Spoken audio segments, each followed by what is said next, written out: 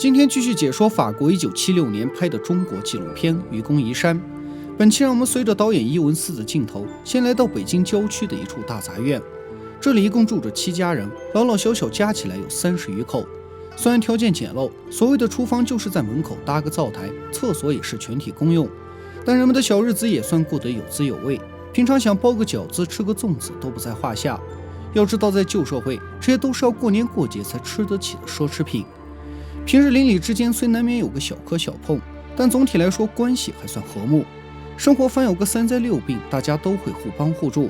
遇到节日也是你拉个提琴，我吹个笛子，他弹个3弦，大家随便凑凑就是一个小型的文艺晚会。比起今天的小区房，大杂院虽然条件简陋，但却充满了人情味和烟火气。像老高夫妇都是工人，每个月2人的工资加起来有110块。按照当时的法律规定，房租不能超过收入的5%，因此老高一家住的3间房子，每个月只要5块多的租金，再加上电费、水费和垃圾清运费，一共也不超过7块。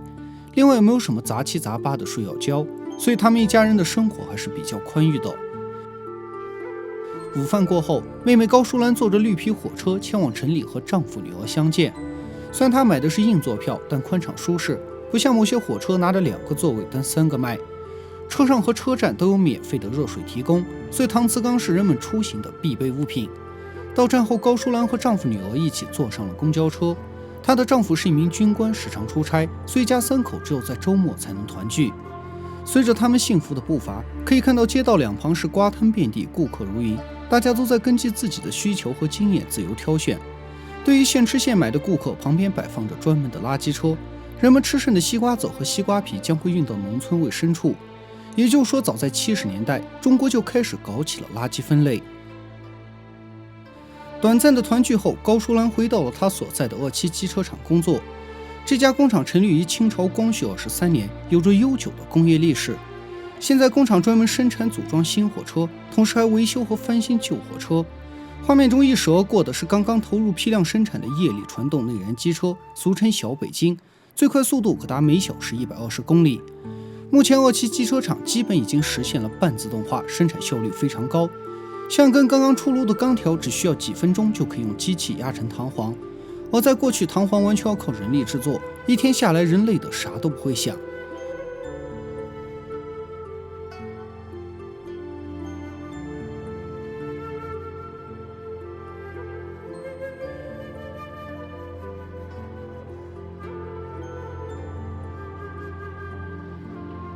鄂七机车厂一共有5800名工人。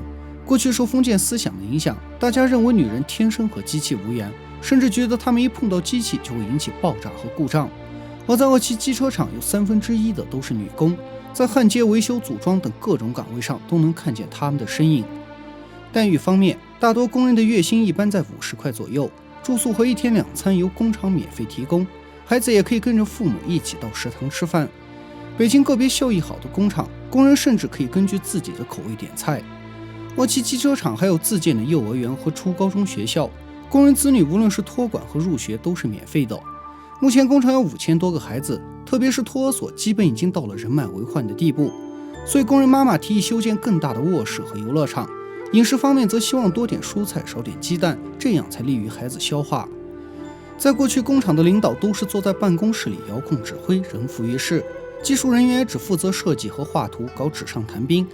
而富有经验的工人却不能按照实际的生产情况去改进机器，所以现在工厂要求领导和技术人员必须下到基层工作，和工人相互学习。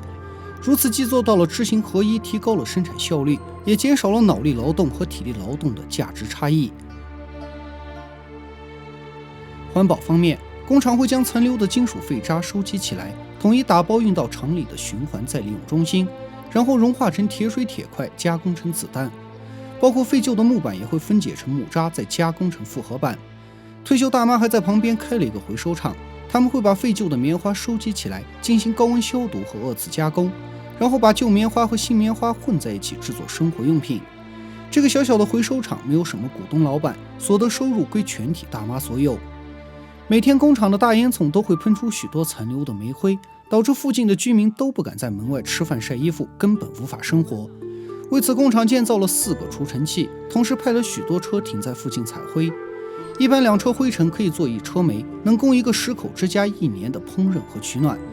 所以工厂会把采到的煤灰免费发给工人，工人拿回家后用水将其和成泥巴状，晒干后切成一块一块的，就能当正常的煤炭使用。医疗方面，工人和家属治病都是免费的。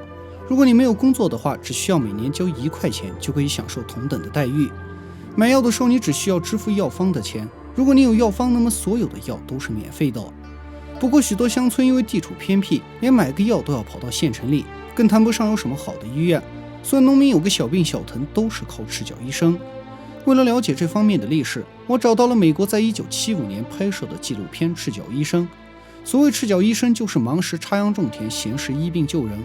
他们一般经过3到6个月的培训后就可以出诊，虽然水平不是很高，也治不了什么大病，但应付感冒、发烧、跌打损伤之类的小病还是绰绰有余的。像这个小小的药箱里装着各种急救工具和药物，堪称当时农村的移动医院。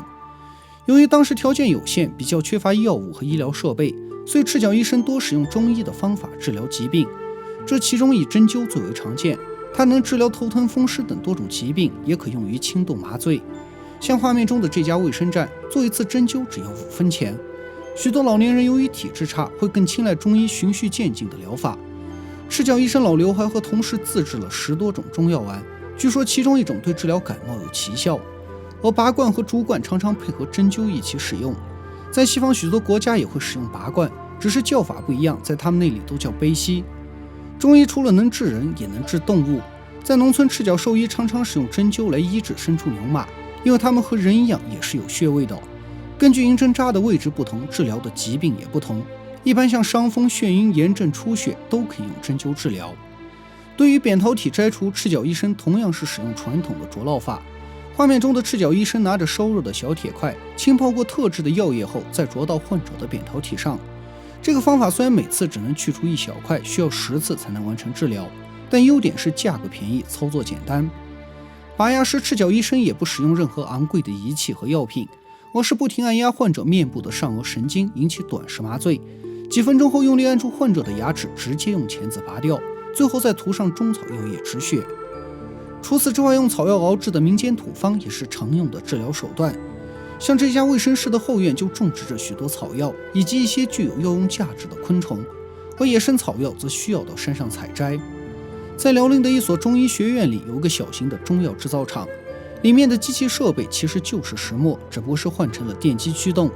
一般情况下，原料经过敲打、晒干、切条后，再放到石磨里磨成粉末，就可以制成药丸、药片。目前这家中医学院向城里的一家诊所以及4所农村卫生院提供药品。他们的药方有的来自古籍记载，有的是学院药师自己研制的。在当时来说，比起西医、中医，无论是厂房设备还是原料，成本都非常低，制作过程也很简单。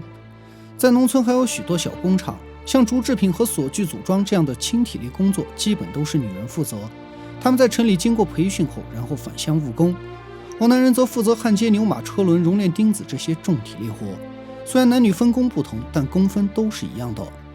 而村里的赤脚医生会定期记录女工的月经周期，适时发放避孕药，讲解避孕知识。同时，赤脚医生也会定期到托儿所为孩子们体检、接种疫苗。画面中的一群小女孩一边背着玩具医药箱翩翩起舞，一边用歌声感谢赤脚医生为乡村做出的贡献。那么本期解说就到这里，更多的精彩内容请大家持续关注。如果你觉得我的作品还不错，请长按点赞支持。